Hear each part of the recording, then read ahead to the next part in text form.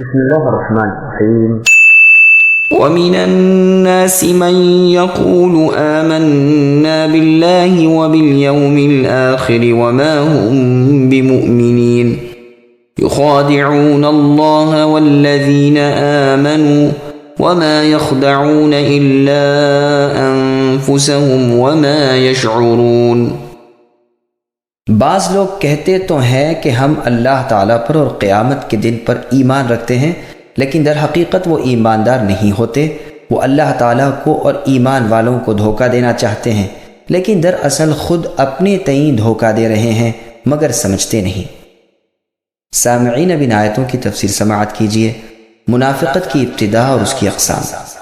دراصل نفاق کہتے ہیں بھلائی کے ظاہر کرنے اور برائی کے پوشیدہ رکھنے کو۔ نفاق کی دو قسمیں ہیں، اعتقادی اور عملی۔ پہلی قسم کے منافق تو ابدی جہنمی ہیں اور دوسری قسم کے بدترین مجرم ہیں۔ اس کا بیان تفصیل کے ساتھ انشاءاللہ کسی مناسب جگہ ہوگا۔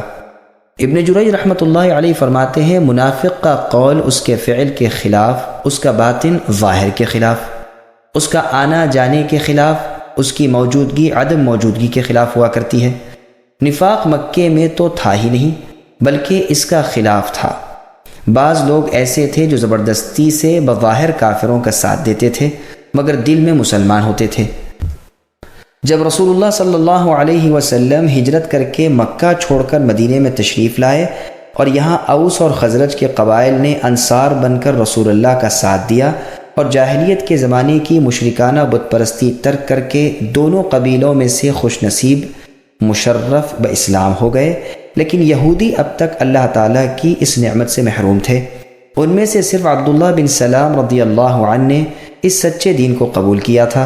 تب تک بھی منافقوں کا خبیث گروہ قائم نہ ہوا تھا اور رسول اللہ نے ان یہودیوں سے اور عرب کے بعد بعض اور قبائل سے صلح کر لی تھی۔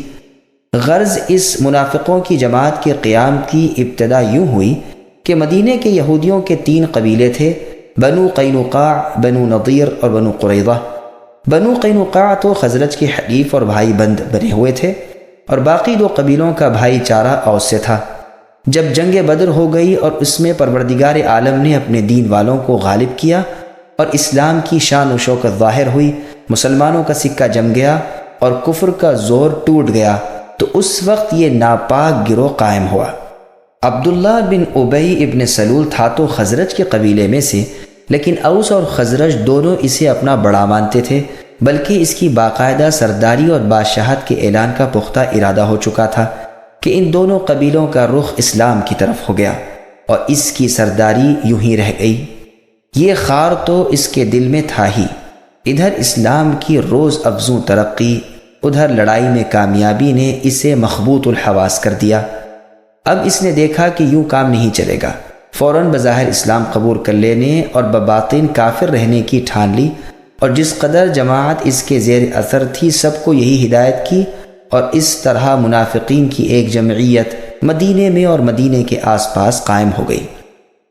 ان منافقین میں بحمد اللہ مکی مہاجر ایک بھی نہ تھا، بلکہ یہ بزرگ تو اپنے اہل و عیال مال و متاع کو اللہ کے نام پر قربان کر کے اللہ کے رسول صلی اللہ علیہ وسلم کا ساتھ دے کر مکے سے آئے ہوئے تھے۔ فرضی اللہ عنہم اجمعین۔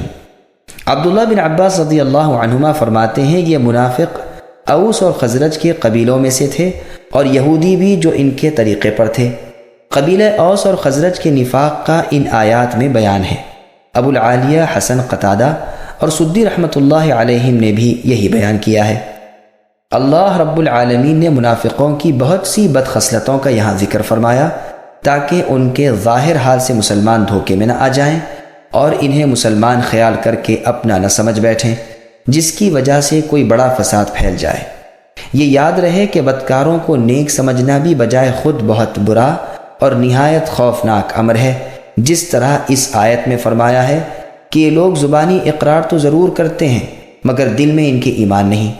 اسی طرح سورہ منافقون میں بھی کہا گیا ہے کہ اذا جاءک المنافقون قالوا نشهد انک لرسول اللہ، یعنی منافق اے نبی آپ کے پاس آ کر کہتے ہیں کہ ہماری گواہی ہے کہ آپ اللہ کے رسول ہیں، اور اللہ جانتے ہیں کہ آپ اللہ کے رسول ہیں، لیکن چونکہ حقیقت میں منافقوں کا قول ان کے عقیدے کے مطابق نہ تھا، اس لیے باوجود ان لوگوں کے شاندار اور تاکیدی الفاظ کے اللہ تعالیٰ نے انہیں جھٹلا دیا اور فرمایا واللہ یشہد ان المنافقین لکاذبون، یعنی اللہ تعالیٰ گواہی دیتے ہیں کہ بالیقین منافق جھوٹے ہیں۔ اور یہاں بھی فرمایا وما هم بمؤمنین، یعنی دراصل وہ ایماندار نہیں، وہ اپنے ایمان کو ظاہر کر کے اور اپنے کفر کو چھپا کر اپنی جہالت سے اللہ تعالیٰ کو دھوکہ دیتے ہیں اور اسے نفع دینے والی اور اللہ تعالیٰ کو دھوکہ دینے والی کاریگری خیال کرتے ہیں، جیسے کہ بعض مؤمنوں پر ان کا یہ مکر چل جاتا ہے۔ قرآن کریم میں ہے یوم یبعثہم اللہ جمیعا فیحلفون لہ الی آخر الآیہ، یعنی قیامت والے دن جب کہ اللہ تعالیٰ ان سب کو کھڑا کریں گے تو جس طرح وہ یہاں ایمان والوں کے سامنے قسمیں کھاتے ہیں، اللہ تعالیٰ کے سامنے بھی قسمیں کھائیں گے اور سمجھتے ہیں کہ وہ بھی کچھ ہیں، خبردار یقیناً وہ جھوٹے ہیں۔ یہاں بھی ان کے اس غلط عقیدے کے مقابلے میں فرمایا کہ دراصل وہ اپنے اس کام کی برائی کو جانتے ہی نہیں، یہ دھوکہ خود اپنی جانوں کو دے رہے ہیں، جیسے کہ اور جگہ اللہ نے ارشاد فرمایا ان المنافقین یخادعون اللہ وهو خادعهم، یعنی منافق اللہ کو دھوکہ دیتے ہیں اور وہ انہیں دھوکہ دے رہے ہیں۔ بعض قاریوں نے یخدعون پڑھا اور بعض نے یخادعون، اور دونوں قراتوں کے معنی کا مطلب ایک ہو جاتا ہے۔ اگر کوئی کہے کہ اللہ تعالیٰ کو اور ایمان والوں کو منافق دھوکہ کیسے دیں گے، وہ جو اپنے دل کے خلاف ظاہر کرتے ہیں وہ تو صرف بچاؤ کے لیے ہوتا ہے، تو جواباً کہا جائے گا کہ اس طرح کی بات کرنے والے کو بھی جو کسی خوف سے بچنا چاہتا ہے عربی زبان میں مخادع کہا جاتا ہے، چونکہ منافق بھی قتل ہو جانے، قید میں پڑ جانے اور دنیاوی عذابوں سے محفوظ رہنے کے لیے چال چلتے ہیں اور باطن کے خلاف ظاہری الفاظ کہتے تھے، اس لیے انہیں دھوکہ باز کہا گیا۔ ان کا یہ فعل گو کسی کو دنیا میں کچھ دھوکہ بھی دے، لیکن در حقیقت وہ خود اپنے آپ کو دھوکہ دے رہے ہیں، اس لیے کہ وہ اس میں بھلائی اور کامیابی سمجھتے ہیں، اور دراصل یہ سبب ہوگا ان کے لیے عذاب اور غضب الہی کا، جس کے سہنے کی ان میں طاقت نہیں۔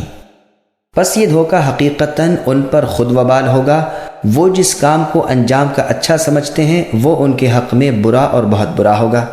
ان کے کفر، شک اور تکذیب کی وجہ سے ان کے رب اللہ تعالیٰ ان پر ناراض ہوں گے، لیکن افسوس انہیں اس کا شعور ہی نہیں، اور یہ منافق اپنے اندھے پن میں ہی مست ہیں۔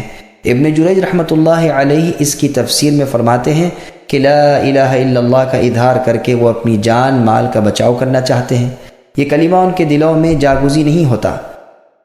قتادہ رحمۃ اللہ علیہ فرماتے ہیں منافقوں کی یہی حالت ہے کہ زبان پر کچھ، دل میں کچھ، عمل کچھ، عقیدہ کچھ، صبح کچھ، شام کچھ، کشتی کی طرح جو ہوا کے جھونکے سے کبھی ادھر جاتی ہے کبھی ادھر۔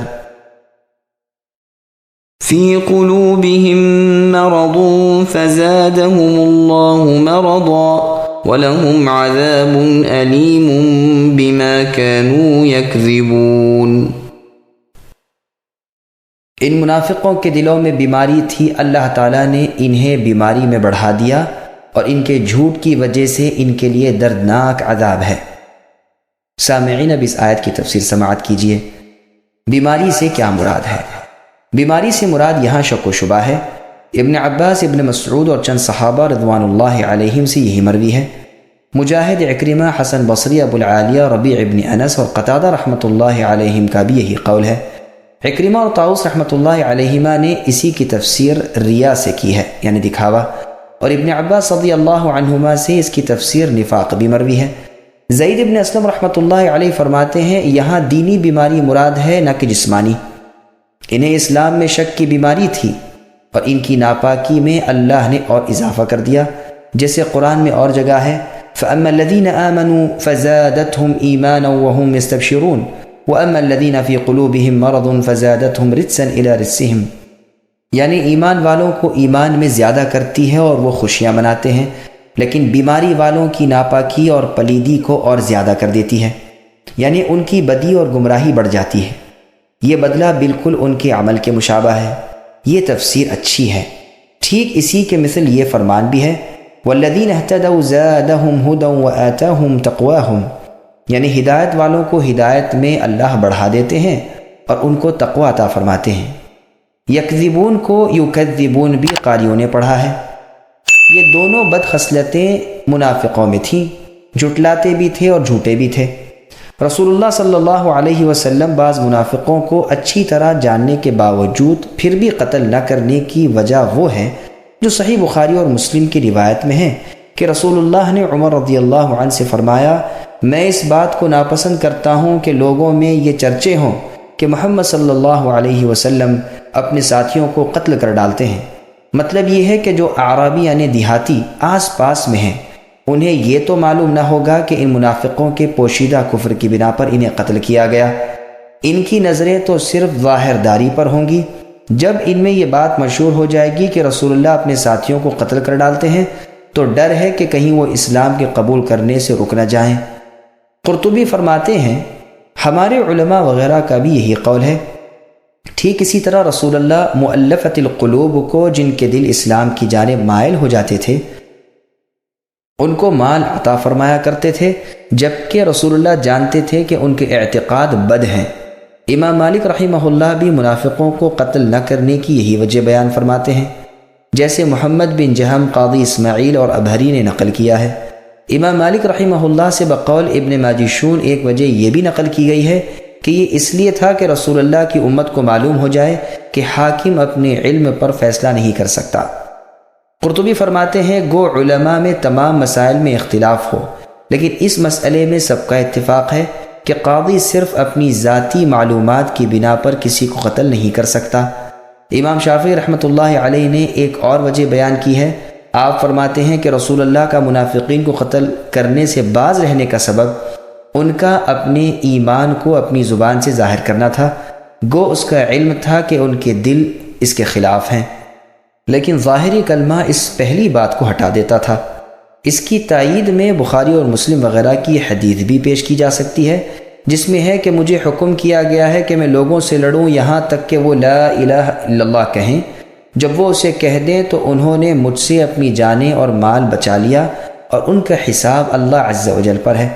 مطلب یہ ہے کہ اس کلمے کے کہتے ہی ظاہری احکام اسلام ان پر جاری ہو جائیں گے۔ اب اگر ان کا عقیدہ بھی اس کے مطابق ہے تو آخرت والے دن نجات کا سبب ہوگا، ورنہ آخرت میں وہاں کچھ بھی نفع نہ ہوگا۔ لیکن دنیا میں تو مسلمانوں کے احکام ان پر جاری رہیں گے، گو یہ لوگ یہاں مسلمانوں کی صفوں میں اور ان کی فہرست میں نظر آئیں، لیکن آخرت میں عین پل صراط پر ان سے دور کر دیے جائیں گے، اور اندھیروں میں حیران و پریشان ہوتے ہوئے بآواز بلند مسلمانوں کو پکار کر کہیں گے کہ کیا ہم تمہارے ساتھ نہ تھے؟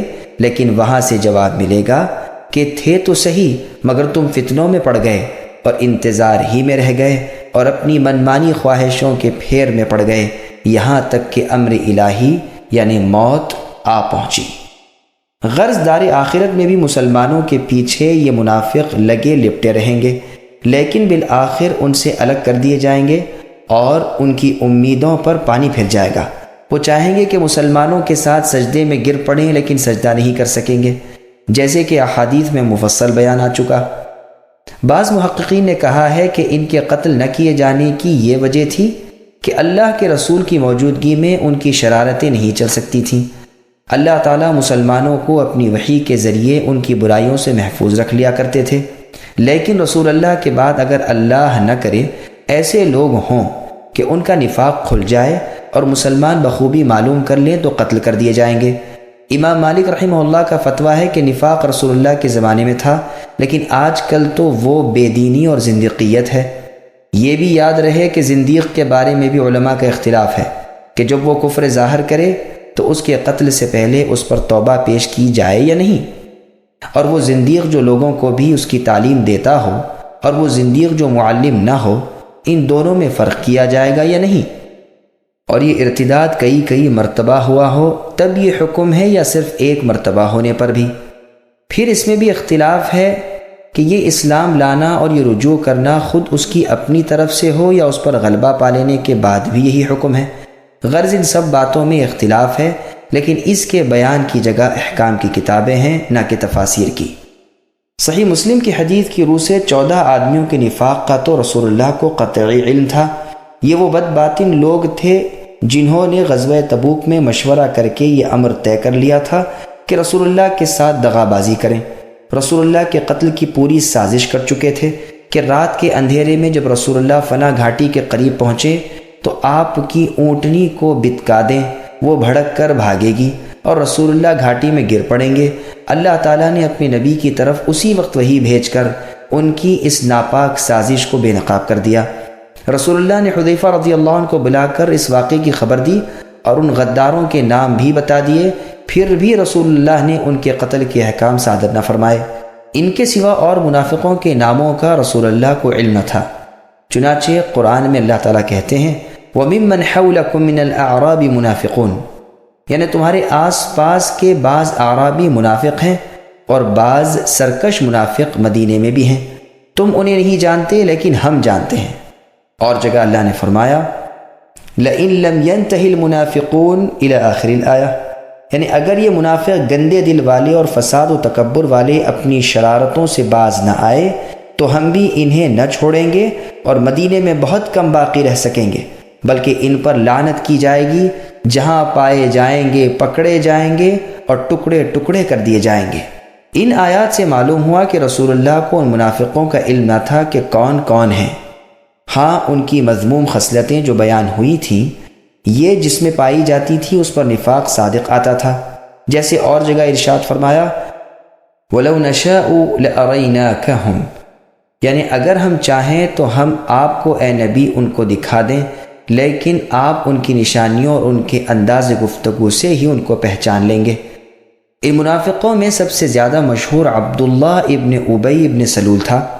زید ابن ارقم رضی اللہ عنہ نے اس کی منافقانہ خصلتوں پر رسول اللہ کے سامنے گواہی بھی دی تھی، جیسا کہ بخاری میں روایت ہے۔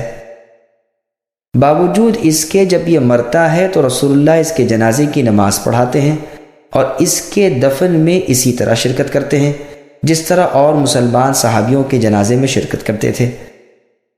بلکہ عمر رضی اللہ عنہ نے جب رسول اللہ کو ذرا زور سے یاد دلایا تو رسول اللہ نے فرمایا میں نہیں چاہتا کہ لوگ چیما گوئیاں کریں کہ محمد صلی اللہ علیہ وسلم اپنے صحابیوں کو مار ڈالا کرتے ہیں۔ اسی طرح صحیح بخاری کی ایک اور روایت میں ہے کہ مجھے اختیار دیا گیا ہے استغفار کرنے نہ کرنے کا، تو میں نے کرنے کو پسند کیا۔ بخاری کی ایک اور روایت میں یہ بھی ہے کہ اگر 70 مرتبہ سے زیادہ استغفار کرنے میں بھی میں اس کی بخشش جانتا تو یقیناً اس سے زیادہ استغفار کرتا۔ یہ تمام تر روایتیں بخاری اور مسلم وغیرہ کی ہیں۔ وَإِذَا قِيلَ لَهُمْ لَا تُفْسِدُوا فِي الْأَرْضِ قَالُوا إِنَّمَا نَحْنُ مُصْلِحُونَ أَلَا إِنَّهُمْ هُمُ الْمُفْسِدُونَ وَلَكِنْ لَا يَشْعُرُونَ۔ اور جب ان منافقوں سے کہا جاتا ہے کہ زمین میں فساد نہ کرو تو جواب دیتے ہیں کہ ہم تو صرف اصلاح کرنے والے ہیں، خبردار یقیناً یہی لوگ فساد کرنے والے ہیں لیکن شعور سمجھ نہیں رکھتے۔ سامعین اب ان آیتوں کی تفسیر سماعت کیجیے۔ فساد کے بانی منافقین۔ ابن عباس، ابن مسعود اور نبی صلی اللہ علیہ وسلم کے بعض صحابہ رضی اللہ عنہم سے مروی ہے کہ یہ بیان بھی منافقوں کا ہی ہے۔ ان کا فساد کفر اور معصیت الہی تھی۔ مطلب یہ ہے کہ زمین میں اللہ کی نافرمانی کرنا یا نافرمانی کرنے کا حکم دینا زمین میں فساد کرنا ہے، اور زمین و آسمان کی اصلاح اطاعت الہی میں ہے۔ مجاہد رحمۃ اللہ علیہ فرماتے ہیں کہ انہیں جب اللہ تعالیٰ کی نافرمانی سے روکا جاتا ہے تو کہتے ہیں کہ ہم تو ہدایت اور اصلاح پر ہیں۔ سلمان فارسی رضی اللہ عنہ فرماتے ہیں اس خصلت کے لوگ اب تک نہیں آئے۔ مطلب یہ ہے کہ رسول اللہ کے زمانے میں یہ بد خصلت لوگ تھے تو صحیح، لیکن اب جو آئیں گے وہ ان سے بھی بدتر ہوں گے۔ یہ نہ سمجھنا چاہیے کہ وہ یہ کہتے ہیں کہ اس وصف کا کوئی رسول اللہ کے زمانے میں تھا ہی نہیں۔ ابن جریر رحمۃ اللہ علیہ فرماتے ہیں کہ ان منافقوں کا فساد برپا کرنا یہ تھا کہ اللہ تعالیٰ کی نافرمانیاں کرتے تھے، جس کام سے اللہ تعالیٰ منع فرماتے تھے اسے کرتے تھے، فرائض الہی ضائع کرتے تھے، اللہ تعالیٰ کے سچے دین میں شک و شبہ کرتے، اس کی حقیقت اور صداقت پر یقین کامل نہیں رکھتے تھے، مومنوں کے پاس آ کر اپنی ایمانداری کی ڈینگے لیتے تھے، حالانکہ دل میں طرح طرح کے وساوس ہوتے تھے، موقع پا کر اللہ تعالیٰ کے دشمنوں کی امداد و اعانت کرتے تھے، اور اللہ کے نیک بندوں کے مقابلے میں ان کی پاسداری کرتے تھے، اور باوجود اس مکاری اور مفسدانہ چال کے اپنے آپ کو مصلح اور صلح جو قرار دیتے تھے۔ قرآن کریم نے کفار سے موالات اور دوستی رکھنے کو بھی زمین میں فساد برپا کرنے سے تعبیر کیا ہے۔ ارشاد ہوتا ہے والذین کفروا بعضهم اولیاء بعض، یعنی کفار آپس میں ایک دوسرے کے دوست ہیں۔ اگر تم نے ایسا کیا یعنی ان کفار سے دوستی کی تو زمین میں بھاری فتنہ اور بڑا فساد پھیل جائے گا۔ اس آیت نے مسلمان اور کفار کے دوستانہ تعلقات منقطع کر دیے۔ اور جگہ فرمایا اے ایمان والو، مؤمنوں کو چھوڑ کر کافروں کو دوست نہ بناؤ۔ کیا تم چاہتے ہو کہ اللہ تعالیٰ کی تم پر واضح حجت ہو جائے، یعنی تمہاری دلیل نجات کٹ جائے؟ پھر فرمایا منافق لوگ تو جہنم کے نچلے طبقے میں ہوں گے اور ہرگز تم ان کے لیے کوئی مددگار نہ پاؤ گے۔ چونکہ منافقوں کا ظاہر اچھا ہوتا ہے اس لیے مسلمانوں پر حقیقت پوشیدہ رہ جاتی ہے۔ وہ ایمانداروں کو اپنی چکنی چپڑی باتوں سے دھوکہ دے دیتے ہیں اور ان کے بے حقیقت کلمات سے اور ان کی کفار کی پوشیدہ دوستیوں سے مسلمانوں کو خطرناک مصائب جھیلنے پڑتے ہیں۔ پس یہ منافقین فساد کے بانی ہوئے۔ اگر یہ اپنے کفر پر ہی رہتے تو ان کی خوفناک سازشوں اور گہری چالوں کا مسلمانوں کو اتنا نقصان ہرگز نہ پہنچتا، اور اگر مکمل طور پر مسلمان ہو جاتے اور ظاہر باطن یکساں کر لیتے تب تو دنیا کے امن و امان کے ساتھ آخرت کی نجات و فلاح بھی پا لیتے۔ باوجود اس خطرناک پالیسی کے جب انہیں ایک سوئی کی نصیحت کی جاتی تو جھٹ بولتے کہ ہم تو صلح جو ہیں، ہم کسی سے بگاڑنا نہیں چاہتے، ہم فریقین کے ساتھ اتفاق رکھتے ہیں۔ ابن عباس رضی اللہ عنہما فرماتے ہیں کہ وہ کہتے تھے کہ ہم ان دونوں جماعتوں یعنی مؤمنوں اور اہل کتاب کے درمیان صلح کرنے والے ہیں، لیکن اللہ تعالیٰ نے فرمایا کہ یہ سراسر ان کی جہالت ہے۔ جسے یہ صلح جانتے ہیں وہ عین فساد ہے، لیکن انہیں شعور ہی نہیں۔ وَإِذَا قِيلَ لَهُمْ آمِنُوا كَمَا آمَنَ النَّاسُ قَالُوا أَنُؤْمِنُ كَمَا آمَنَ السُّفَهَاءُ أَلَا إِنَّهُمْ هُمُ السُّفَهَاءُ وَلَكِنْ لَا يَعْلَمُونَ۔ اور جب ان منافقوں سے کہا جاتا ہے کہ ان لوگوں یعنی صحابہ کی طرح تم بھی ایمان لاؤ تو جواب دیتے ہیں کہ کیا ہم ایسا ایمان لائے جیسا بیوقوف لاتے ہیں؟ خبردار ہو جاؤ، یقیناً یہی بیوقوف ہیں لیکن جانتے نہیں۔ سامعین، اب اس آیت کی تفسیر سماعت کیجیے۔ حقیقی بیوقوف کون؟ مطلب یہ ہے کہ جب ان منافقوں کو صحابہ کی طرح اللہ تعالیٰ پر، اللہ کے فرشتوں، کتابوں اور رسولوں پر ایمان لانے کو، موت کے بعد جی اٹھنے اور جنت اور دوزخ کی حقانیت کے تسلیم کرنے کو، اللہ اور رسول کی تابعداری کر کے نیک اعمال بجا لانے اور برائیوں سے باز رہنے کو کہا جاتا ہے، تو یہ ملعون فرقہ ایسے ایمان کو بیوقوف کا ایمان بتاتا ہے۔ ابن مسعود اور بعض دیگر صحابہ اور ربیع ابن انس، عبد الرحمن بن زید رضی اللہ عنہم وغیرہ نے یہی تفسیر بیان کی ہے۔ صفحاء سفیہ کی جمع ہے، جیسے حکمہ حکیم کی اور حلمہ حلیم کی۔ جاہل کم عقل اور نفع نقصان کے پوری طرح نہ جاننے والے کو سفیہ کہتے ہیں۔ قرآن کریم میں اور جگہ ہے وَلَا تُؤْتُوا السُّفَهَاءَ أَمْوَالَكُمُ الَّتِي جَعَلَ اللَّهُ لَكُمْ قِيَامًا، یعنی بیوقوفوں کو اپنے وہ مال نہ دے بیٹھو جو تمہارے قیام کا سبب ہیں۔ عام مفسرین کا قول ہے کہ اس آیت میں صفحاء سے مراد عورتیں اور بچے ہیں۔ ان منافقوں کے جواب میں یہاں بھی خود پروردگار عالم نے جواب دیا اور تأکیداً حصر کے ساتھ فرمایا بے وقوف تو یہی ہیں، لیکن ساتھ ہی جاہل بھی ایسے ہیں کہ اپنی بے وقوفی کو جان بھی نہیں سکتے، نہ اپنی جہالت و ضلالت کو سمجھ سکتے ہیں۔ اس سے زیادہ ان کی برائی اور کمال اندھاپن اور ہدایت سے دوری اور کیا ہوگی؟ وَإِذَا لَقُوا الَّذِينَ آمَنُوا قَالُوا آمَنَّا وَإِذَا خَلَوْا إِلَى شَيَاطِينِهِمْ قَالُوا إِنَّا مَعَكُمْ إِنَّمَا نَحْنُ مُسْتَهْزِئُونَ اللَّهُ يَسْتَهْزِئُ بِهِمْ وَيَمُدُّهُمْ فِي طُغْيَانِهِمْ يَعْمَهُونَ۔ اور جب یہ منافق ایمان والوں سے ملتے ہیں تو کہتے ہیں ہم بھی ایماندار ہیں، اور جب اپنے بڑوں کے پاس یعنی سرداروں کے پاس جاتے ہیں تو کہتے ہیں ہم تو تمہارے ساتھ ہیں، ہم تو ان سے صرف مزاح کرتے ہیں۔ اللہ تعالیٰ بھی ان سے مزاح کرتے ہیں اور انہیں ان کی سرکشی اور بہکاوے میں اور بڑھا دیتے ہیں۔ سامعین، اب ان آیتوں کی تفسیر سماعت کیجیے۔ منافقانہ رویہ۔ مطلب یہ ہے کہ یہ بد باطن مسلمانوں کے پاس آ کر اپنا ایمان اور دوستی اور خیر خواہی ظاہر کر کے انہیں دھوکے میں ڈالنا چاہتے ہیں تاکہ مال و جان کا بچاؤ بھی ہو جائے اور بھلائی اور غنیمت کے مال میں حصہ بھی قائم ہو جائے، اور جب اپنی جماعت یعنی شیطانوں میں ہوتے ہیں تو ان کی سی کہنے لگتے ہیں۔ خلو کے معنی یہاں ہیں انصرفو اور ذہبو، اور خلصو اور مضو کے یعنی لوٹتے ہیں اور پہنچتے ہیں اور تنہائی میں ہوتے ہیں اور جاتے ہیں۔ پس خلو جو کہ الا کے ساتھ متعدی ہے، یہ معنی میں لوٹ جانے کے ہیں، فعل مضمر اور ملفوظ دونوں پر ہی دلالت کرتا ہے۔ بعض کہتے ہیں الا معنی میں مع کے مترادف ہے، مگر پہلا معنی ہی ٹھیک ہے۔ ابن جریر رحمۃ اللہ علیہ کا کلام کا خلاصہ بھی یہی ہے۔ شیاطین سے مراد رؤساء یعنی بڑے اور سردار ہیں، جیسے علماء یہود اور سرداران کفار قریش و منافقین۔ ابن عباس، ابن مسعود اور دیگر صحابہ رضی اللہ عنہم کا قول ہے کہ یہ شیاطین ان کے امیر امراء اور سرداران کفر تھے اور ان کے ہم عقیدہ لوگ بھی۔ یہ شیاطین یہود بھی انہیں پیغمبری کے جھٹلانے اور قرآن کی تکذیب کرنے کا مشورہ دیا کرتے تھے۔ مجاہد رحمۃ اللہ علیہ کہتے ہیں شیاطین سے مراد ان کے وہ ساتھی ہیں جو یا تو مشرک تھے یا منافق۔ قتادہ رحمہ اللہ فرماتے ہیں مراد اس سے وہ لوگ ہیں جو برائیوں میں اور شرک میں ان کے سردار تھے۔ ابو العالیہ سدی ربیع ابن انس رحمۃ اللہ علیہ بھی یہی تفسیر کرتے ہیں۔ ابن جریر رحمۃ اللہ علیہ فرماتے ہیں ہر بہکانے اور سرکشی کرنے والے کو شیطان کہتے ہیں، وہ جنوں میں سے ہوں یا انسانوں میں سے۔ قرآن میں بھی شیاطین الانس والجن آیا ہے، یعنی جنوں اور انسانوں میں سے شیاطین۔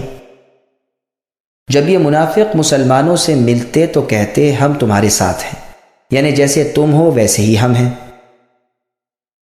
اور اپنوں سے کہتے ہم تو ان کے ساتھ یعنی مومنوں کے ساتھ ہنسی کھیل کرتے ہیں۔ ابن عباس رضی اللہ عنہما، ربیع ابن انس اور قتادہ رحمہم اللہ کی یہی تفسیر ہے۔ اللہ تعالیٰ ان کو جواب دیتے ہوئے ان کے اس مکروہ فعل کے مقابلے میں فرماتے ہیں کہ اللہ تعالیٰ بھی ان کے ٹھٹا کریں گے اور انہیں ان کی سرکشی میں بہکنے دیں گے۔ جیسے اور جگہ ہے قیامت کے روز منافق مرد و عورت ایمان والوں سے کہیں گے ذرا ٹھہر جاؤ، ہم بھی تمہارے نور سے فائدہ اٹھائیں۔ کہا جائے گا اپنے پیچھے لوٹ جاؤ اور نور کی تلاش کرو۔ ان کے لوٹتے ہی درمیان میں ایک اونچی دیوار حائل کر دی جائے گی جس میں دروازہ ہوگا، اس طرف تو رحمت ہوگی اور دوسری طرف عذاب ہوگا۔ اور جگہ فرمان الہی ہے کافر ہماری ڈھیل کو اپنے حق میں بہتر نہ جانے، اس تاخیر میں وہ اپنی بد کرداریوں میں اور بڑھ جاتے ہیں۔ پس قرآن میں جہاں استہزاء، مسخریت یعنی مذاق، مکر، خدیعت یعنی دھوکے کے الفاظ آئے ہیں وہاں یہی مراد ہے۔ ایک جماعت کہتی ہے کہ یہ الفاظ صرف ڈانٹ ڈپٹ اور تنبیہ کے طور پر استعمال کیے گئے ہیں، ان کی بد کرداریوں اور ان کے کفر و شرک پر انہیں ملامت کی گئی ہے۔ اور مفسرین کہتے ہیں یہ الفاظ صرف جواب میں لائے گئے ہیں، جیسے کوئی بھلا آدمی کسی مکار کے فریب سے بچ کر اس پر غالب آ کر کہتا ہے کہو میں نے کیسا فریب دیا، حالانکہ اس کی طرف سے فریب نہیں ہوتا۔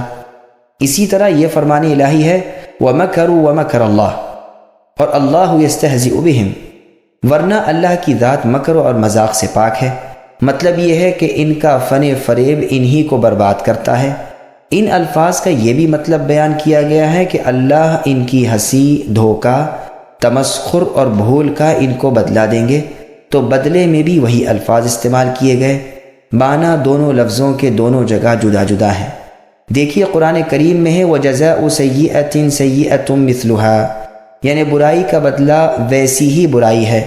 فَمَنِ اعْتَدَى عَلَيْكُمْ فَاعْتَدُوا عَلَيْهِ بِمِثْلِ مَا اعْتَدَى عَلَيْكُمْ، یعنی تم پر جو زیادتی کرے تم بھی اس پر اتنی ہی زیادتی کرو۔ تو ظاہر ہے کہ برائی کا بدلہ لینا حقیقتاً برائی نہیں، زیادتی کے مقابلے میں بدلہ لینا زیادتی نہیں، لیکن لفظ دونوں جگہ ایک ہی ہے۔ حالانکہ پہلی برائی اور زیادتی ظلم ہے اور دوسری برائی اور زیادتی عدل و انصاف ہے، لیکن لفظ دونوں جگہ ایک ہے۔ اسی طرح جہاں جہاں کلام اللہ میں ایسی عبارتیں ہیں وہاں یہی مطلب ہے۔ ایک اور مطلب بھی سنیے۔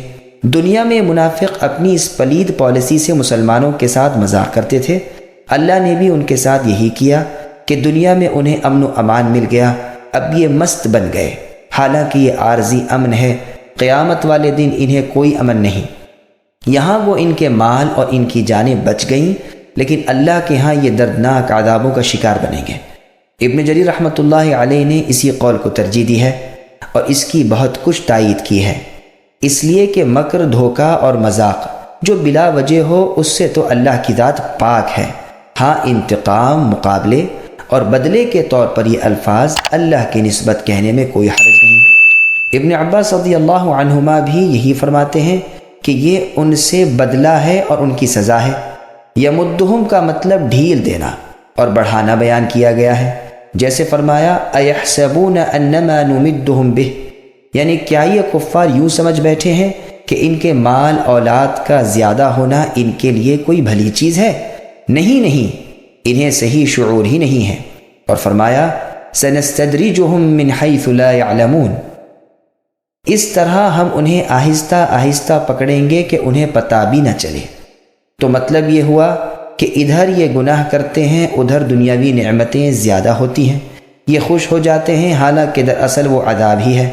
قرآن کریم نے اور جگہ فرمایا فَلَمَّا نَسُوا مَا ذُكِّرُوا بِهِ فَتَحْنَا عَلَيْهِمْ أَبْوَابَ كُلِّ شَيْءٍ حَتَّى إِذَا فَرِحُوا بِمَا أُوتُوا أَخَذْنَاهُمْ بَغْتَةً فَإِذَا هُمْ مُبْلِسُونَ فَقُطِعَ دَابِرُ الْقَوْمِ الَّذِينَ ظَلَمُوا وَالْحَمْدُ لِلَّهِ رَبِّ الْعَالَمِينَ، یعنی جب ان لوگوں نے نصیحت بھلا دی تو ہم نے ان پر تمام چیزوں کے دروازے کھول دیے، یہاں تک کہ وہ اپنی چیزوں پر اترانے لگے تو ہم نے انہیں اچانک اپنے عذاب میں پکڑ لیا۔ اب گھبرا گئے، ظالموں کی بربادی ہوئی اور کہہ دیا گیا کہ تعریف رب العالمین کے لیے ہی ہیں۔ ابن جریر رحمۃ اللہ علیہ فرماتے ہیں کہ انہیں ڈھیل دینے اور انہیں اپنی سرکشی اور بغاوت میں بڑھنے کے لیے ان کو زیادتی دی جاتی ہے، جیسے اور جگہ فرمایا وَنُقَلِّبُ أَفْئِدَتَهُمْ، طغیان کہتے ہیں کسی چیز میں گھس جانے کو، جیسے فرمایا اِنَّا لَمَّا طَغَى الْمَاءُ حَمَلْنَاكُمْ فِي الْجَارِيَةِ۔ ابن عباس رضی اللہ عنہما فرماتے ہیں وہ اپنے کفر میں گرے جاتے ہیں۔ عمہن کہتے ہیں گمراہی کو۔ تو اس جملے کا مطلب یہ ہوا کہ ضلالت و کفر میں یہ منافق ڈوب گئے اور اس ناپاکی نے انہیں گھیر لیا۔ اب یہ اسی دلدل میں اترے جاتے ہیں اور اسی ناپاکی میں پھنسے جاتے ہیں اور چھٹکارے کی تمام راہیں ان پر بند ہو گئیں۔ بھلا ایسے دلدل میں جو ہو اور پھر اندھا، بہرا اور بے وقوف ہو، وہ کیسے نجات پا سکتا ہے؟ آنکھوں کے اندھے کے لیے عربی میں عمى کا لفظ آتا ہے اور دل کے اندھے کے لیے عمہن کا، لیکن کبھی دل کے اندھے کے لیے عمى کا لفظ آتا ہے، جیسے قرآن میں ہے وَلَكِنْ تَعْمَى الْقُلُوبُ الَّتِي فِي الصُّدُورِ، لیکن دل اندھے ہوتے ہیں جو سینوں میں ہیں۔ أولئك الذين اشتروا الضلالة بالهدى فما ربحت تجارتهم وما كانوا مهتدين۔ یہ وہ لوگ ہیں جنہوں نے گمراہی کو ہدایت کے بدلے میں مول لے لیا، بس نہ تو ان کی تجارت نے ان کو فائدہ پہنچایا اور نہ یہ ہدایت والے ہوئے۔ سامعین ابی سعید کی تفسیر سماعت کیجیے، ہدایت کے بدلے میں گمراہی۔ ابن عباس، ابن مسعود اور بعض دیگر صحابہ رضی اللہ عنہم سے مروی ہے کہ ان منافقوں نے ہدایت چھوڑ دی اور گمراہی لے لی۔ عبداللہ رضی اللہ عنہ فرماتے ہیں انہوں نے ایمان کے بدلے کفر قبول کیا۔ مجاہد رحمۃ اللہ علیہ فرماتے ہیں ایمان لائے پھر کافر ہو گئے۔ قتادہ رحمۃ اللہ علیہ فرماتے ہیں ہدایت پر گمراہی کو یہ پسند کرتے ہیں، جیسے ثمود کے بارے میں اللہ کا ارشاد ہے وَأَمَّا ثَمُودُ فَهَدَيْنَاهُمْ فَاسْتَحَبُّوا الْعَمَى عَلَى الْهُدَى، یعنی باوجود یہ کہ ہم نے ثمودیوں کو راہ دکھا دی مگر پھر بھی انہوں نے اس رہنمائی پر اندھے پن کو پسند کیا۔ مطلب یہ ہوا کہ منافقین ہدایت سے ہٹ کر گمراہی پر آ گئے اور ہدایت کے بدلے گمراہی لے لی، گویا ہدایت کو بیچ کر گمراہی لی۔ اب ایمان لا کر پھر کافر ہوئے ہوں، خواہ سرے سے ایمان ہی نصیب نہ ہوا ہو، اور ان منافقین میں دونوں قسم کے لوگ تھے۔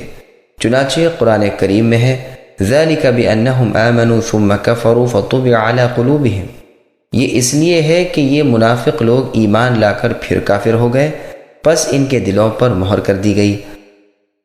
اور ایسے بھی منافق تھے جنہیں ایمان نصیب ہی نہ ہوا، پس نہ تو انہیں اس سودے میں فائدہ ہوا نہ راہ ملی، بلکہ ہدایت کے چمنستان سے نکل کر گمراہی کے خارزار میں اور جماعت کے مضبوط قلعے سے نکل کر فرقت کے تنگ جیل خانے میں اور امن کے وسیع میدان سے نکل کر خوف کی اندھیری کوٹری میں اور سنت کے پاکیزہ گلشن سے نکل کر بدعت کے سنسان جنگل میں آ گئے۔ مثلهم كمثل الذي استوقد نارا فلما أضاءت ما حوله ذهب الله بنورهم وتركهم في ظلمات لا يبصرون صم بكم عمي فهم لا يرجعون۔ ان منافقوں کی مثال اس شخص کی سی ہے جس نے آگ جلائی، بس آس پاس کی چیزیں روشنی میں آئی ہی تھیں جو اللہ ان کے نور کو لے گئے اور انہیں اندھیروں میں چھوڑ دیا جو نہیں دیکھتے، بہرے گونگے اندھے ہیں بس وہ نہیں لوٹتے۔ سامعین من آیتوں کی تفسیر سماعت کیجیے۔ منافقین کی مثال کو عربی میں مثیل بھی کہتے ہیں، اس کی جمع امثال آتی ہے، جیسے قرآن میں ہے وَتِلْكَ الْأَمْثَالِ، یعنی مثالیں ہم لوگوں کے لیے بیان کرتے ہیں جنہیں صرف عالم ہی سمجھتے ہیں۔ آیت کا مطلب یہ ہے کہ منافق جو گمراہی کو ہدایت کے بدلے اور اندھے پن کو بینائی کے بدلے مول لیتے ہیں، ان کی مثال اس شخص جیسی ہے جو اندھیرے میں آگ جلائے، اس سے دائیں بائیں کی چیزیں اسے نظر آنے لگیں، اس کی پریشانی دور ہو اور فائدے کی امید بندھے کہ دفعتاً آگ بجھ جائے اور ایک لخت اندھیرا چھا جائے، نہ تو نگاہ کام کرے نہ راستہ معلوم ہو سکے، اور باوجود اس کے وہ شخص خود بہرا ہو، کسی کی بات کو نہ سن سکتا ہو، گونگا ہو، کسی سے دریافت نہ کر سکتا ہو، اندھا ہو جو روشنی سے کام نہ چلا سکتا ہو، اب بھلا یہ کیسے راہ پا سکے گا؟ ٹھیک اسی طرح یہ منافق بھی ہیں کہ ہدایت کو چھوڑ کر یہ راہ گم کر بیٹھے اور بھلائی کو چھوڑ کر برائی کو چاہنے لگے۔ اس مثال سے پتہ چلتا ہے کہ ان لوگوں نے ایمان قبول کر کے کفر کیا تھا، جیسے قرآن کریم میں کئی جگہ بصراحت موجود ہے۔ واللہ عالم۔ رازی نے اپنی تفسیر میں سدی رحمۃ اللہ علیہ سے یہی نقل کیا ہے، پھر کہا ہے کہ یہ تشبیہ بہت ہی درست اور صحیح ہے، اس لیے کہ پہلے تو ان منافقوں کو نور ایمان حاصل ہوا، پھر ان کے نفاق کی وجہ سے وہ بجھ گیا اور یہ حیرت میں پڑ گئے، اور دین کی حیرت سے بڑی حیرت اور کیا ہوگی۔ ابن جریر رحمۃ اللہ علیہ فرماتے ہیں کہ جن کی یہ مثال بیان کی گئی ہے انہیں کسی وقت بھی ایمان نصیب ہی نہ ہوا تھا، کیونکہ پہلے فرمان باری تعالیٰ گزر چکا ہے وَمَا هُمْ بِمُؤْمِنِينَ، یعنی گوئے زبان سے اللہ تعالیٰ پر اور قیامت پر ایمان لانے کا اقرار کرتے ہیں مگر حقیقتاً یہ ایماندار نہیں۔ لیکن ٹھیک بات یہ ہے کہ اس آیت مبارکہ میں ان کے کفر و نفاق کے وقت کی خبر دی گئی ہے، اس سے ان کا انکار نہیں ہوتا کہ اس حالت کفر و نفاق سے پہلے کبھی انہیں ایمان حاصل ہی نہیں ہوا، ممکن ہے ایمان لائے ہوں پھر اس سے ہٹ گئے اور اب دلوں پر مہریں لگ گئی ہوں۔ دیکھیے اور جگہ قرآن کریم میں ہے ذَلِكَ بِأَنَّهُمْ آمَنُوا ثُمَّ كَفَرُوا إِلَى آخِرِ الْآيَةِ، یعنی یہ اس لیے ہے کہ انہوں نے ایمان کے بعد کفر کیا، پھر ان کے دلوں پر مہر لگ گئی، اب وہ کچھ نہیں سمجھتے۔ یہی وجہ ہے کہ اس مثال میں روشنی اور اندھیرے کا ذکر ہے، یعنی کلمہ ایمان کے ظاہر کرنے کی وجہ سے دنیا میں کچھ نور ہو گیا، لیکن کفر کے چھپانے کی وجہ سے پھر آخرت کے اندھیروں نے گھیر لیا۔ ایک جماعت کی مثال شخص واحد سے اکثر آیا کرتی ہے۔ قرآن کریم میں ہے رَأَيْتَهُمْ يَنظُرُونَ إِلَيْكَ تَدُورُ أَعْيُنُهُمْ كَالَّذِي يُغْشَى عَلَيْهِ مِنَ الْمَوْتِ، کہ اے نبی آپ دیکھیں گے کہ وہ منافق آپ کی طرف آنکھیں پھیر پھیر کر اس طرح دیکھتے ہیں جس طرح وہ شخص جو سکرات یعنی موت کی بے ہوشیوں میں ہو۔ اور اس آیت کو بھی دیکھیے مَا خَلْقُكُمْ وَلَا بَعْثُكُمْ إِلَّا كَنَفْسٍ وَاحِدَةٍ، اللہ تعالیٰ کے لیے تم سب انسانوں کو پیدا کرنا اور مار ڈالنے کے بعد پھر زندہ کر دینا ایسا ہی ہے جیسے ایک جان کا دوبارہ زندہ کرنا۔ تیسری جگہ تورات کو سیکھ کر عملی عقیدہ اس کے مطابق نہ رکھنے والوں کی مثال میں کہا گیا ہے کَمَثَلِ الْحِمَارِ يَحْمِلُ أَسْفَارًا، یعنی یہ یہود کے علماء باوجود اپنے اوپر علم کی کتابوں کو لاد کر بھی گدھے کے مانند ہیں جو کتابیں لادے ہوئے ہیں۔ ان سب آیات میں جماعت کی مثال ایک سے دی گئی ہے، اسی طرح مذکورہ بالا آیات میں منافقوں کی جماعت کی مثال ایک شخص سے دی گئی۔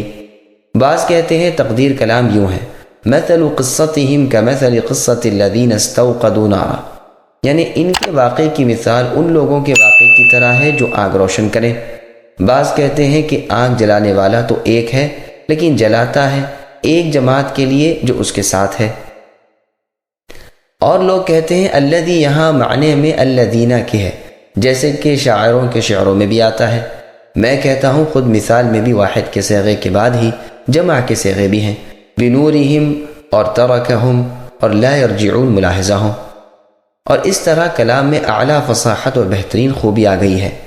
اللہ تعالیٰ ان کی روشنی لے گئے، اس سے مطلب یہ ہے کہ جو نور نفع دینے والا تھا وہ تو ان سے ہٹا لیا، اور جس طرح آگ کے بجھ جانے کے بعد تپش اور دھواں اور اندھیرا رہ جاتا ہے، اسی طرح ان کے پاس نقصان پہنچانے والی چیز یعنی شک و کفر و نفاق رہ گیا۔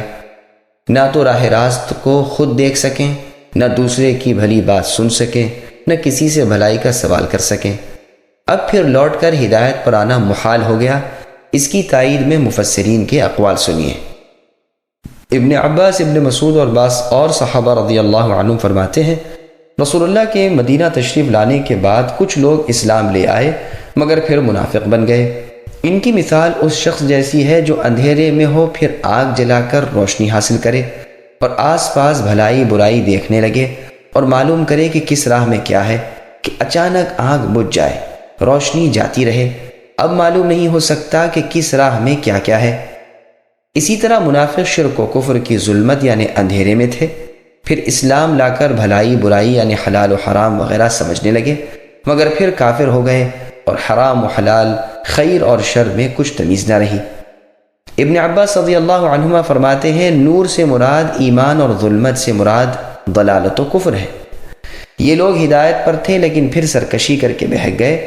مجاہد رحمۃ اللہ علیہ فرماتے ہیں ایمانداری اور ہدایت کی طرف رخ کرنے کو مثال میں آس پاس کی چیز کے روشن کرنے سے تعبیر کیا گیا ہے۔ عطا خراسانی رحمۃ اللہ علیہ کا قول ہے کہ منافق کبھی کبھی بھلائی کو دیکھ لیتا ہے اور پہچان بھی لیتا ہے لیکن پھر اس کے دل کا اندھا پن اس پر غالب آ جاتا ہے۔ اکرمہ، عبد الرحمن، حسن سدی اور ربیع رحمۃ اللہ علیہم سے بھی یہی منقول ہے۔ عبد الرحمن ابن زید رحمۃ اللہ علیہ فرماتے ہیں منافقوں کی یہی حالت ہے کہ ایمان لاتے ہیں اور اس کی پاکیزہ روشنی سے ان کے دل جگمگا اٹھتے ہیں، جس طرح آگ کے جلانے سے آس پاس کی چیزیں روشن ہو جاتی ہیں، لیکن کفر پھر اس روشنی کو کھو دیتا ہے، جس طرح آگ کا بجھ جانا پھر اندھیرا کر دیتا ہے۔ یہ سب اقوال تو ہماری اس تفسیر کی تائید میں تھے کہ جن منافقوں کی یہ مثال بیان کی گئی ہے وہ ایمان لا چکے تھے پھر کفر کیا۔ اب ابن جریر رحمۃ اللہ علیہ کی تائید میں جو تفسیر ہے اسے بھی سنیے۔ ابن عباس رضی اللہ عنہما فرماتے ہیں کہ یہ مثال منافقوں کی ہے کہ وہ اسلام کی وجہ سے عزت پا لیتے ہیں، مسلمانوں میں نکاح، ورثہ اور تقسیم مال غنیمت میں شامل ہونے لگتے ہیں، لیکن مرتے ہی یہ عزت چھن جاتی ہے، جس طرح آگ کی روشنی آگ بجھتے ہی جاتی رہتی ہے۔ ابو العالیہ رحمۃ اللہ علیہ فرماتے ہیں جب منافق لا الہ الا اللہ پڑھتا ہے دل میں نور پیدا ہوتا ہے، پھر جہاں شک کیا نور گیا، جس طرح لکڑیاں جب تک جلتی رہیں روشنی رہی، جہاں جب بجھ گئیں تو روشنی ختم ہو گئی۔ ضحاک رحمۃ اللہ علیہ فرماتے ہیں نور سے مراد یہاں ایمان ہے جو ان کی زبانوں پر تھا۔ ضحاک رحمۃ اللہ علیہ کہتے ہیں لا الہ الا اللہ ان کے لیے روشنی کر دیتا تھا۔ امن و امان اور کھانا پینا، بیوی بچے سب مل جاتے تھے، لیکن شک و نفاق اس سے یہ راحتیں چھین لیتا ہے، جس طرح آگ کا بجھ جانا روشنی دور کر دیتا ہے۔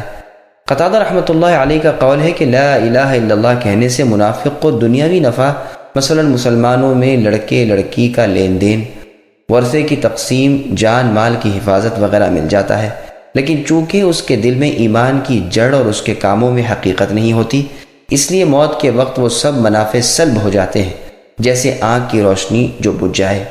ابن عباس رضی اللہ عنہما فرماتے ہیں اندھیروں میں چھوڑ دینا مرنے کے بعد عذاب ہونا ہے۔ یہ لوگ حق کو دیکھتے ہیں، زبان سے کہتے ہیں اور ظلمت کفر سے نکل جاتے ہیں، لیکن پھر انہیں کفر و نفاق کی وجہ سے ہدایت کا دیکھنا اور حق پر قائم رہنا ان سے چھین جاتا ہے۔ سدی رحمۃ اللہ علیہ کا قول ہے کہ اندھیرے سے مراد ان کا نفاق ہے۔ حسن بصری رحمۃ اللہ علیہ فرماتے ہیں موت کے وقت منافق کی بدعمالیاں اندھیروں کی طرح اس پر چھا جاتی ہیں اور کوئی بھلائی کی روشنی اس کے لیے باقی نہیں رہتی جس سے اس کی توحید کی تصدیق ہو۔ وہ بہرے ہیں، حق کے سننے سے اندھے ہیں، راہ راست کو دیکھنے اور سمجھنے سے ہدایت کی طرف لوٹ نہیں سکتے، نہ تو انہیں توبہ نصیب ہوتی ہے، نہ نصیحت حاصل کر سکتے ہیں۔ أو كصيب من السماء فيه ظلمات ورعد وبرق يجعلون أصابعهم في آذانهم من الصواعق حذر الموت والله محيط بالكافرين يكاد البرق يخطف أبصارهم كلما أضاء لهم مشوا فيه وَإِذَا أَظْلَمَ عَلَيْهِمْ قَامُوا وَلَوْ شَاءَ اللَّهُ لَذَهَبَ بِسَمْعِهِمْ وَأَبْصَارِهِمْ إِنَّ اللَّهَ عَلَى كُلِّ شَيْءٍ قَدِيرٌ۔ یا آسمانی برسات کی طرح جس میں اندھیریاں اور گرج اور بجلی ہو، موت سے ڈر کر کڑاکے کی وجہ سے یہ منافق اپنی انگلیاں اپنے کانوں میں ڈال لیتے ہیں، اور اللہ کافروں کو گھیرنے والے ہیں۔ قریب ہے کہ بجلی ان کی آنکھیں اچک لے جائے، جب ان کے لیے روشنی کرتی ہے تو اس میں چلتے پھرتے ہیں، اور جب ان پر اندھیرا کرتی ہے تو کھڑے ہو جاتے ہیں، اور اگر اللہ تعالیٰ چاہے تو ان کی سماعت و بصارت لے جائے، بے شک اللہ تعالیٰ ہر چیز پر قدرت رکھنے والے ہیں۔ سامعین، اب ان آیتوں کی تفسیر سماعت کیجیے۔ مومن، کافر اور منافق، یہ دوسری مثال ہے جو دوسری قسم کے منافقوں کے لیے بیان کی گئی ہے۔ یہ وہ قوم ہے جن پر کبھی حق ظاہر ہو جاتا ہے اور کبھی پھر شک میں پڑ جاتے ہیں، تو شک کے وقت ان کی مثال برسات کی سی ہے۔ صیب کے معنی مینا اور بارش کے ہیں، بعض نے بادل کے معنی بھی بیان کیے، لیکن زیادہ مشہور معنی بارش کے ہی ہیں جو اندھیرے میں برسے۔ ظلمات سے مراد شک اور کفر و نفاق ہے، اور رعد یعنی گرج جو اپنی خوفناک آواز سے دل ہلا دیتی ہے۔ یہی حال منافق کا ہے کہ اسے ہر وقت ڈر، خوف، گھبراہٹ اور پریشانی ہی رہتی ہے۔ جیسے اور جگہ ہے یحسبون کل صیحۃ علیہم، یعنی ہر آواز کو یہ منافق اپنے اوپر ہی سمجھتے ہیں۔ اور جگہ ارشاد ہے کہ یہ منافقین اللہ کی قسمیں کھا کھا کر کہتے ہیں کہ اے مسلمانوں وہ تم ہی میں سے ہیں، لیکن دراصل وہ ڈرپوک لوگ ہیں۔ اگر وہ کوئی جائے پناہ یا راستہ پالے تو یقیناً وہ اس میں سمٹ کر گھس جائیں۔ بجلی سے مثال دی ہے اس نور ایمان کی جو ان کے دلوں میں کسی وقت چمک اٹھتا ہے تو وہ اس وقت اپنی انگلیاں موت کے ڈر سے کانوں میں ڈال لیتے ہیں، لیکن ایسا کرنا انہیں کوئی نفع نہ دے گا۔ یہ اللہ تعالیٰ کی قدرتوں اور اللہ کے ارادے کے ماتحت ہیں، یہ بچ نہیں سکتے۔ جیسے اور جگہ فرمایا هل اتاک حدیث الجنود فرعون و ثمود، یعنی اے نبی کیا آپ کو لشکر کی فرعون اور ثمود کی روایات نہیں پہنچی تو ہیں، لیکن یہ کافر جھٹلانے میں ہی ہیں، اور اللہ تعالیٰ بھی انہیں ان کے پیچھے سے گھیر رہے ہیں۔ بجلی کا آنکھوں کو اچک لینا اس کی قوت اور سختی کا اظہار ہے، اور ان منافقین کی بینائی کی کمزوری اور ان کا ضعف ایمان ہے۔ ابن عباس رضی اللہ عنہما فرماتے ہیں مطلب یہ ہے کہ قرآن کی مضبوط آیات ان منافقوں کی قلعی کھول دیں گی اور ان کے چھپے ہوئے عیوب ظاہر کر دیں گی اور اپنی نورانیت سے انہیں مبہوت کر دیں گی۔ جب ان پر اندھیرا ہو جاتا ہے تو کھڑے ہو جاتے ہیں، یعنی ایمان جب ان پر ظاہر ہو جاتا ہے تو ذرا روشن دل ہو کر پیروی بھی کرنے لگتے ہیں، لیکن پھر بھی جہاں شک و شبہ آیا کہ دل میں کدورت اور ظلمت بھر گئی اور بھونچکے ہو کر کھڑے رہ گئے۔ اس کا یہ مطلب بھی ہے کہ اسلام کو ذرا عروج ملا تو ان کے دل میں قدر اطمینان پیدا ہوا، لیکن جہاں اس کے خلاف نظر آیا کہ یہ الٹے پیروں کفر کی طرف لوٹنے لگے۔ جیسے ارشاد الہی ہے وَمِنَ النَّاسِ مَن يَعْبُدُ اللَّهَ عَلَى حَرْفٍ إِلَى آخر الآیہ، یعنی بعض لوگ وہ بھی ہیں جو کنارے پر ٹھہر کر اللہ کی عبادت کرتے ہیں، اگر بھلائی ملی تو مطمئن ہوئے اور اگر برائی پہنچی تو اسی وقت پھر گئے۔ ابن عباس رضی اللہ عنہما یہ بھی فرماتے ہیں کہ ان کا روشنی میں چلنا، حق کو جان کر کلمہ اسلام پڑھنا ہے، اور اندھیرے میں ٹھہر جانا کفر کی طرف لوٹ جانا ہے۔ اور بھی بہت سے مفسرین کا یہی قول ہے، اور زیادہ صحیح اور ظاہر بھی یہی قول ہے، واللہ اعلم۔ روز قیامت بھی ان کا یہی حال رہے گا کہ جب لوگوں کو ان کے ایمان کے اندازے کے مطابق نور ملے گا، بعض کو کئی میلوں تک کا، بعض کو ان سے بھی زیادہ، کسی کو اس سے کم، یہاں تک کہ کسی کو اتنا نور ملے گا کہ کبھی روشن ہوا اور کبھی اندھیرا، کچھ لوگ ایسے بھی ہوں گے جو ذرا سی دور چل سکیں گے پھر ٹھہر جائیں گے، پھر ذرا سی دور کا نور ملے گا پھر بجھ جائے گا، اور بعض وہ بے نصیب بھی ہوں گے کہ ان کا نور بالکل بجھ جائے گا۔ یہ پورے منافق ہوں گے جن کے بارے میں فرمان ربانی ہے، یوم یقول المنافقون والمنافقات للذین آمنوا انظرونا نقتبس من نورکم الی آخر الآیہ۔ یعنی جس دن منافق مرد اور منافق عورتیں ایمان والوں کو پکاریں گے اور کہیں گے کہ ذرا کو ہمیں بھی آ لینے دو تاکہ ہم بھی تمہارے نور سے فائدہ اٹھائیں، تو کہا جائے گا کہ اپنے پیچھے یعنی دنیا میں لوٹ جاؤ اور نور ڈھونڈ لاؤ۔ اور مومنوں کے بارے میں اللہ تعالیٰ فرماتے ہیں یوم تری المؤمنین والمؤمنات یسعی نورہم بین ایدیہم الی آخر الآیہ۔ یعنی اس دن آپ اے نبی دیکھیں گے کہ مؤمن مردوں اور عورتوں کے آگے آگے اور دائیں جانب نور ہوگا، اور کہا جائے گا تمہیں آج کے دن جنتوں کی خوشخبریاں ہیں جن کے نیچے نہریں بہہ رہی ہیں۔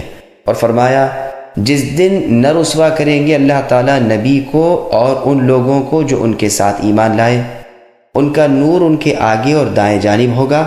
وہ کہہ رہے ہوں گے اے ہمارے رب، ہمارے لیے ہمارا نور پورا کیجئے اور ہمیں بخش دیجئے، یقیناً آپ ہر چیز پر قادر ہیں۔ ان آیات کے بعد اب اس مضمون کی احادیث بھی سن لیجئے۔ ابن مسعود رضی اللہ عنہ فرماتے ہیں ایمان والوں کو ان کے اعمال کے مطابق نور ملے گا، بعض کو کھجور کے درخت کے برابر، کسی کو قد آدم کے برابر، کسی کو صرف اتنا ہی کہ اس کا انگوٹھا ہی روشن ہو، کبھی بجھ جاتا ہو کبھی روشن ہو جاتا ہو۔ ابن مسعود رضی اللہ عنہ فرماتے ہیں انہیں نور ملے گا ان کے اعمال کے مطابق جس کی روشنی میں وہ پل صراط سے گزریں گے۔ بعض لوگوں کا نور پہاڑ کے برابر ہوگا، بعض کا کھجور کے برابر، اور سب سے کم نور والا وہ ہوگا جس کا نور اس کے انگوٹھے پر ہوگا، کبھی چمک اٹھے گا اور کبھی بجھ جائے گا۔ ابن عباس رضی اللہ عنہما فرماتے ہیں کہ سب توحید والوں کو قیامت کے دن نور ملے گا، جب منافقوں کا نور بجھ جائے گا تو موحد ڈر کر کہیں گے ربنا اتمم لنا نورنا، اے ہمارے رب ہمارا نور پورا کیجئے۔ ضحاک رحمۃ اللہ علیہ کا بھی یہی قول ہے۔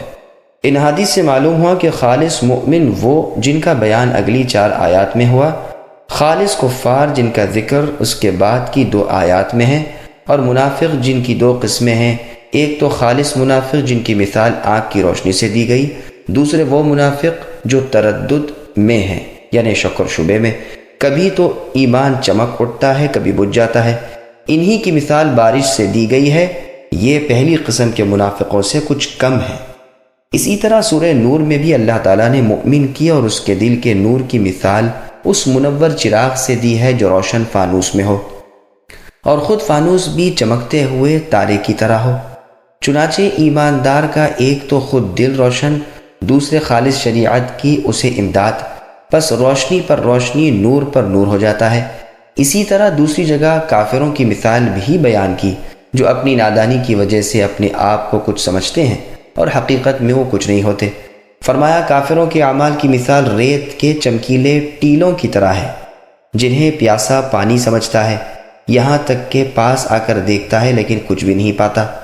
پھر اور موقع پر ان جاہل کافروں کی مثال بیان کی جو سخت جہالت میں گرفتار ہیں، اور ان کی مثال میں فرمایا مانند سخت اندھیروں کے جو گہرے سمندر میں ہو، جو موجوں پر موجیں مار رہا ہو، پھر ابر سے ڈھکا ہوا ہو اور اندھیروں پر اندھیرے چھائے ہوں، ہاتھ نکالے تو دیکھ بھی نہیں سکتا۔ حقیقت یہ ہے کہ جس کے لیے اللہ کی طرف سے نور نہ ہو اس کے پاس نور کہاں سے آئے۔ پس کفار کی بھی 2 قسمیں ہیں، ایک تو دوسروں کو کفر کی طرف بلانے والے، دوسرے ان کی تقلید کرنے والے، جیسے سورہ حج کے شروع میں ہے وَمِنَ النَّاسِ مَن يُجَادِلُ فِي اللَّهِ إِلَى آخِرِ الْآیَةِ، یعنی بعض وہ لوگ ہیں جو اللہ کے بارے میں علم کے بغیر جھگڑتے ہیں اور ہر سرکش شیطان کی پیروی کرتے ہیں۔ اور جگہ فرمایا وَمِنَ النَّاسِ مَن يُجَادِلُ فِي اللَّهِ بِغَيْرِ عِلْمٍ وَلَا هُدًى وَلَا كِتَابٍ مُنِيرٍ، یعنی بعض لوگ علم اور ہدایت اور روشن کتاب کے بغیر اللہ کے بارے میں لڑتے جھگڑتے ہیں۔ سورہ واقعہ کے شروع میں اور آخر میں سورہ نساء میں مؤمنوں کی بھی 2 قسمیں بیان کی ہیں، سابقین اور اصحاب یمین، یعنی مقرب بارگاہ الہی اور پرہیزگار نیک لوگ۔ پس ان آیات سے معلوم ہوا کہ مؤمنوں کی 2 جماعتیں ہیں، مقرب اور ابرار، اور کافروں کی بھی 2 قسمیں ہیں، کفر کی طرف بلانے والے اور ان کی تقلید کرنے والے۔ اور منافقوں کی بھی دو قسمیں ہیں، خالص اور پکے منافق، اور وہ منافق جن میں نفاق کی ایک آدھ شاخ ہے۔ بخاری اور مسلم میں حدیث ہے، عبداللہ بن عمر رضی اللہ عنہما فرماتے ہیں رسول اللہ صلی اللہ علیہ وسلم نے فرمایا، 3 خصلتیں ہیں جس میں تینوں ہو وہ پختہ منافق ہے، اور جس میں ایک ہو اس میں ایک خصلت نفاق کی ہے، جب تک اسے نہ چھوڑے۔ بات کرنے میں جھوٹ بولنا، وعدہ خلافی کرنا، امانت میں خیانت کرنا۔ اس سے ثابت ہوا کہ انسان میں کبھی نفاق کا کچھ حصہ ہوتا ہے، خواہ و نفاق عملی یعنی آدمی کے اپنے عمل سے ہو، یا اعتقادی یا اس کے عقیدے کی روح سے ہو، جیسے کہ آیت و حدیث سے معلوم ہوتا ہے۔ سلف کی ایک جماعت اور علماء کرام کے ایک گروہ کا یہی مذہب ہے۔ اس کا بیان پہلے بھی گزر چکا ہے اور آئندہ بھی آئے گا انشاءاللہ تعالی۔ مسند احمد میں ہے، رسول اللہ صلی اللہ علیہ وسلم نے فرمایا، دل 4 قسم کے ہیں، ایک تو صاف دل جو روشن چراغ کی طرح چمک رہا ہو، دوسرے وہ دل جو غلاف آلودہ ہیں، تیسرے وہ دل جو الٹے ہیں، چوتھے وہ دل جو مخلوط ہیں۔ پہلا دل تو مؤمن کا ہے جو پوری طرح نورانی ہے، دوسرا دل کافر کا دل ہے جس پر پردے پڑے ہوئے ہیں، تیسرا دل خالص منافقوں کا ہے جو جانتا ہے اور انکار کرتا ہے، چوتھا دل اس منافق کا ہے جس میں ایمان و نفاق دونوں جمع ہیں۔ ایمان کی مثال اس سبزے کی طرح ہے جو پاکیزہ پانی سے بڑھ رہا ہو، اور منافق کی مثال اس پھوڑے کی طرح ہے جس میں پیپ اور خون بڑھتا ہی جاتا ہو، اب جو مادہ بڑھ جائے وہ دوسرے پر غالب آ جاتا ہے۔ اس حدیث کی اسناد بہت ہی عمدہ ہے۔